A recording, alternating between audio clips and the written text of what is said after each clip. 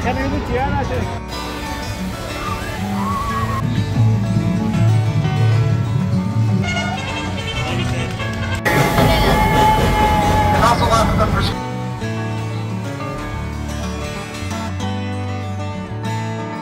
Hello, good morning সবাইকে। কেমন আছো তোমরা? আশা করছি ভালো আছো, সুস্থ আছো। আমার একটা নতুন ব্লগে তোমাদের সবাইকে স্বাগত। আজকে যাচ্ছি সিনসিনাটি একটা সিটি, যেটা কলম্বাস থেকে 1.5 ঘন্টা দূরত্বে।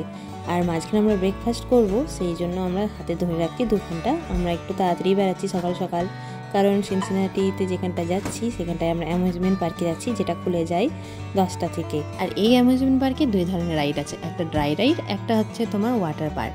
ওয়াটার পার্কটা 11টা থেকে খুলে আর সেটা 7টা পর্যন্ত তোমার খোলা থাকে। আর তোমার ড্রাই রাইডটা একদম 10টা থেকে খুলে একদম রাত্রি 10টা কি 9টা পর্যন্ত খোলা থাকে।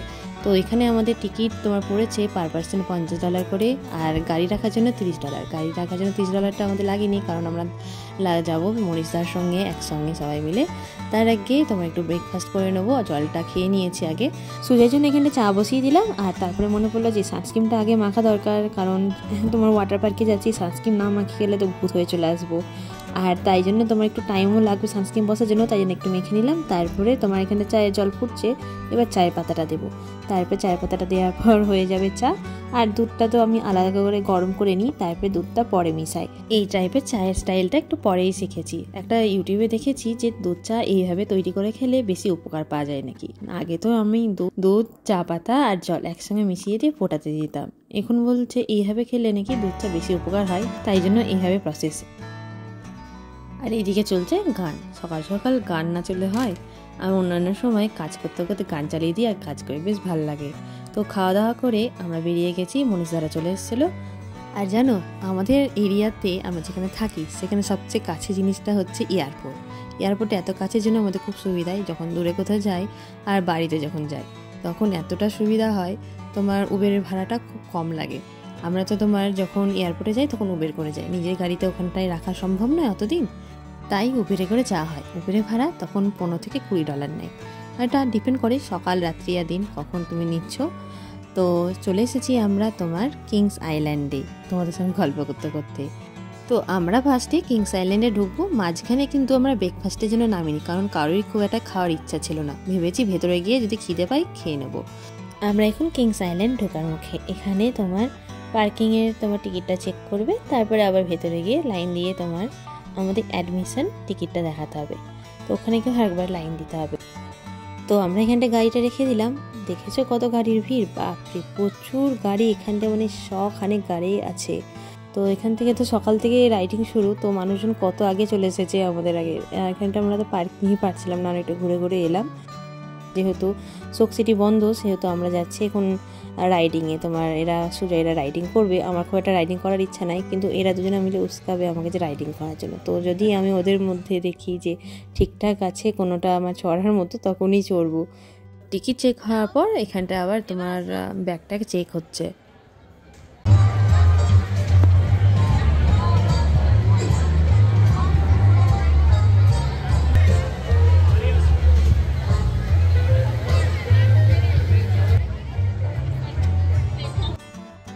সত্যি অ্যামিউজমেন্ট পার্কটা এত সুন্দর লাগছে। ভেতরে ঢুকে দূর থেকে দেখতাম শুধু রাইডগুলো, বড় বড় রাইডসগুলো, কিন্তু ভেতরটা যে এত সুন্দর কে জানতো।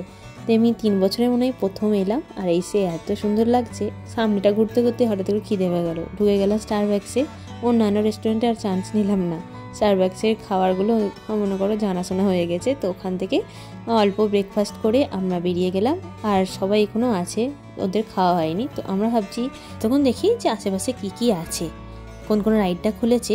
দেখলাম ঘুরতে ঘুরতে এই রাইডটা খুলেছে, নৌকা রাইডস। আমি তো বলছি নৌকা রাইডস, দেখে তো মনে হলো দূর থেকে খুবই ইজি হবে। আর আমি চলেও গেলাম। চড়ার পর যে আমার ভয় লাগলো, তারপরে ভাবলাম থাক, আর কোনো রাইডসে আমি রাইড করবো না। তো আমি অপেক্ষা করছিলাম সুজয়ের সঙ্গে যে সবারই খাওয়া দাওয়া হোক, সবাই বেরিয়ে আসবে, তখন আমি যাব ওয়াটার রাইডসে। আমি আর ওইদিকে গেলাম না। সুজয় আর মনীষদারা থাকলো ওইদিকে, ওরা পরের দিকে আমাদের সঙ্গে জয়েন করবে। আমরা তোমার হাতে যা জিনিসপত্র ব্যাগ নিয়ে এসেছিলাম তোরা লকারে রেখে দিয়েছিলাম প্রথম দিকে। 1-2 মোবাইল রেখেছি, পরে যাতে একে অপরকে কন্ট্যাক্ট করা যায়। আর 1-2 জল।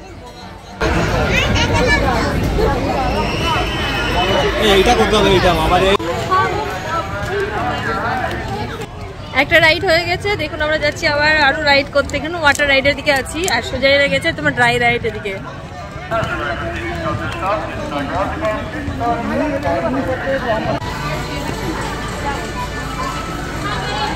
हम लोग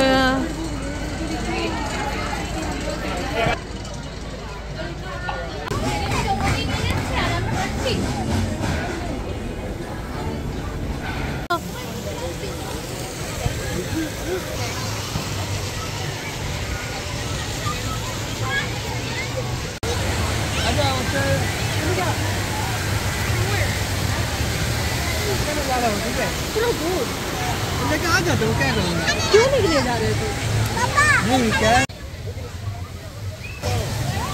আমি এখানে চেয়ার পেয়েছি একটাই, আর এখানে তোমার গাছের তলায় জায়গা নিয়ে নিয়েছি একটা। তো ওখানে প্রচন্ড রোগ তোমার ওপেন এরিয়াতে। আর সুজয়রা আসে, সুজয়দের তোমার তোমার রাইডগুলো হয়ে গেছে, সুজয় আসে আর তিনি আর তুলিকা হবে না তোমার সামনে রাইডগুলো করছে। তো মোটামুটি আমি এখানে ওয়েট করছি সবারই জন্য, সবাই আসবে একসঙ্গে তখন রাইড করবো।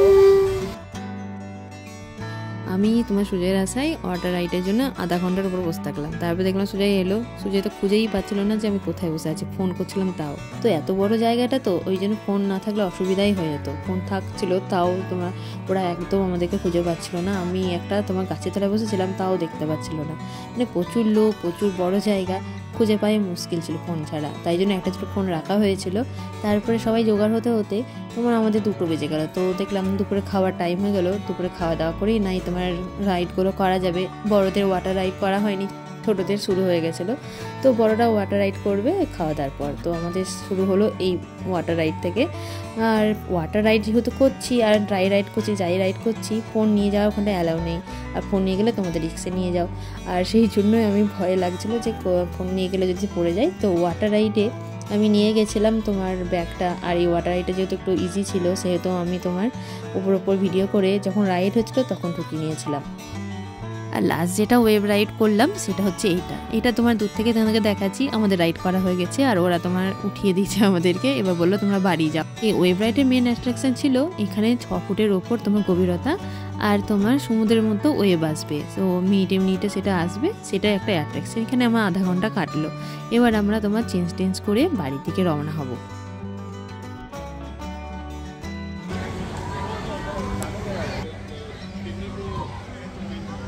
भाभी जो हम लोगों के साथ आए हैं तो आज बहुत मज़ा हुआ, बहुत मज़ा हुआ। आज अशोक सिटी में वेव में बहुत टाइम तक रहे। अब घर जा रहे हैं हम लोग। बहुत ठंडा भी लग रहा है पानी से उतर कर। अभी 6 बज रहा है क्या? अभी 6 बज रहा है शायद। अच्छा এখন 5টা 20 হচ্ছে। এখন যাচ্ছি তোমার এবার ড্রেসটা চেঞ্জ করে যাবো তোমার বাড়ি থেকে। বাপরে হ্যাঁ বল।